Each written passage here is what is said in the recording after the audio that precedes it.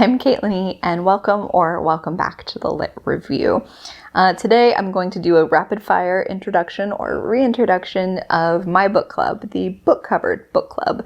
And it's part book club, part readathon, and hopefully a lot of fun for you. So I created this book club last year and then I kind of fell off with it as a host for the end of the year, and I'm trying to kind of reignite and re-engage it. So what I'm going to do in this video is take you through like the original premise and goal of this space as a book club slash readathon, and really hopefully kick off some excitement and inspire you to participate. So January and February have probably already come and gone by the time this video actually goes up. Mea culpa, well and truly. Moving forward, what I'll be doing is putting up the entire year's worth of prompt in like November so that my dilly-dallying does not impact your experience. But the Book Covered Book Club is exactly what it probably sounds like. You pick your books based on the cover. I'm going to apologize in advance. I have a very grumpy kitten who I've pinned in a back room because he is hellbent on destroying my filming equipment. So if you hear any yowls, it is him trying to be the saddest of boys so that I will let him out and he can continue his destructive reign, but I will not. But every month there is a singular prompt that brings us together, and you can interpret it however you'd like. However big or small the prompt is on the page, it all still counts. Typically the prompts are like trends that show up in covers, colors, or specific images, and most of them come from community suggestions. So I'm still constantly collecting community suggestions. In the past, I had a doc that had like all of the suggestions that had been made. I still keep that doc, though it hasn't been updated in a minute. It's something that I will continue to update as time goes on so that we can pull for next year though. Since the original book club started, I've since made a Goodreads group, a Storygraph challenge, and a Discord.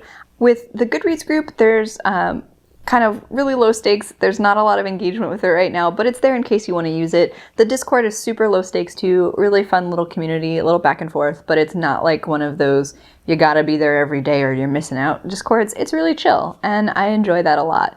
The Storygraph challenge is also pretty cool. There's just something about checking off a challenge that feels very satisfying.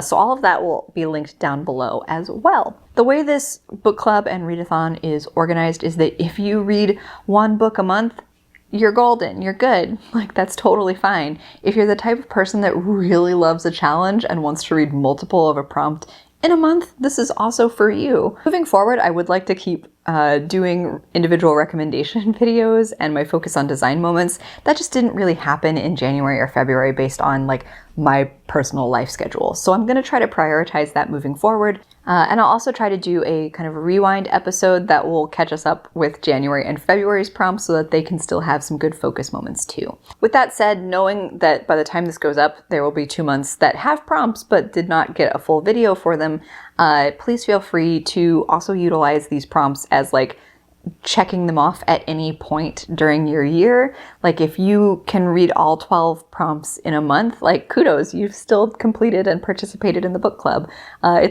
That's also available to you.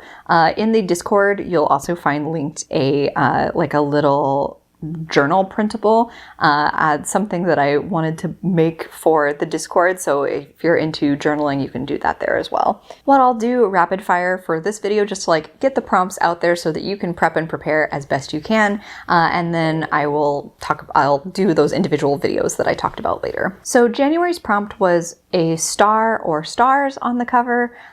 Pretty self-explanatory there, but they could be more like cartoon stars, more realistic stars. You really have a lot of interpretation powers with this readathon and this book club.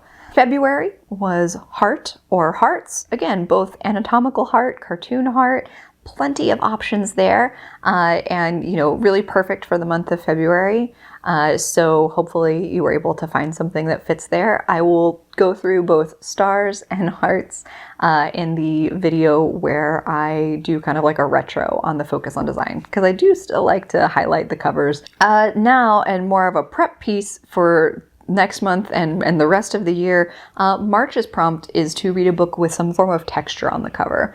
And when I created that prompt, I envisioned it as like that like tactile sense of, even though like the cover itself is flat and doesn't have texture to it, is designed to look like maybe crumpled paper or a texture of a specific fabric or a canvas painting, or if it's torn pages, like there's some visual sense of texture even if there isn't physical texture. Hopefully that makes sense, but with any of these, please feel free to ask clarifying questions for me in the comments too. For April, we're keeping it simple and going with a color, and that's going to be blue. Any shade of blue, any amount of blue, just a cover with blue. Now, May is a month that may need some explaining for its prompt, and that is no eye contact. And this is just like a trend that I find personally really fascinating. I think when you have a person on the cover, they are either sometimes looking straight at you or even like kind of making eye contact in profile. In this case, we want to pick a book where the character is not looking out at the reader. So they could be looking off to the side, not paying attention. They could be in silhouette and not have like an obvious like eye line, or, you know, just like eyes closed. There are a lot of different ways to handle that, but no eye contact. A book with a person on the cover who is not looking at you. June is rainbow, in part because of June being Pride Month, so wanted the opportunity to celebrate there. But a rainbow of colors on the cover is a just fun challenge to look for in general. Colorful covers are where it's at for me personally, so we'll be doing rainbow in June. Now July is another example of a room for interpretation kind of prompt. The prompt is tools. So the way I had originally envisioned it was like hammer, nails, wrench, saw, like something with tools on it. But somebody in the Discord raised a really good question recently about like, at what point does something become a tool? Like if I pick a pen, is that a tool of a writer? If it's an axe, is that a weapon or a tool? You know, like just, I think a really fair question. So shout out to the Discord for asking that kind of question. And truly, I'm not here to police your experience one way or the other. I think you could make a case or argument for the pen being the tool of the writer. I think that's really clever and really fun. So have at it. Any type of tool that you think counts as one counts. In August, the prompt is people falling. I feel like that's a cover trend. When it's trying to tell you something about like the emotional state of its characters, or just trying to create a dynamic cover, but people falling. September's prompt is maps, so anything with a scrap of map on the cover or, you know, a full map there, either way. And I should also note for all of these prompts that when I say the cover, it could be the front cover, the back cover, the spine, anything that is visually on the outside of the book counts. October as an ode to the spooky season that October entails. Black. We're just going to go with black on the cover, so that really frees you up to go with some of your dark fantasy and some of your spooky books.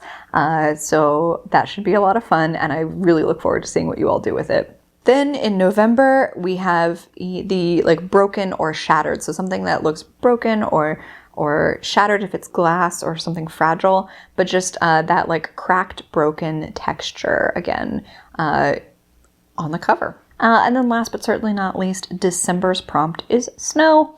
That just seemed appropriate. December to me is like always attached with the idea of snow. So snow on the cover. All right, this was really just kind of to like inspire you, get my planning friends opportunities to plan ahead, and I will be creating more specific videos for you in the future to talk about specific book recommendations for each prompt and highlight a specific cover that I think is really cool. So I will be more on the ball about getting those videos out for us, but the first of those will be coming in March, and I'll also do a catch-up video for January and February in case you want to like double back and do those. So this readathon truly does not have a lot of rules. It's really about the experience you want out of it, but also being able to share our love and joy of book covers and acknowledge the impact that they have on us as readers, because I pick up a lot of books based on their cover, so hopefully you do too. But thank you for spending time with me. I hope you have a fantastic reading day. Like and subscribe if you'd like to see more from me or this channel, and I'll see you in the next one. Bye!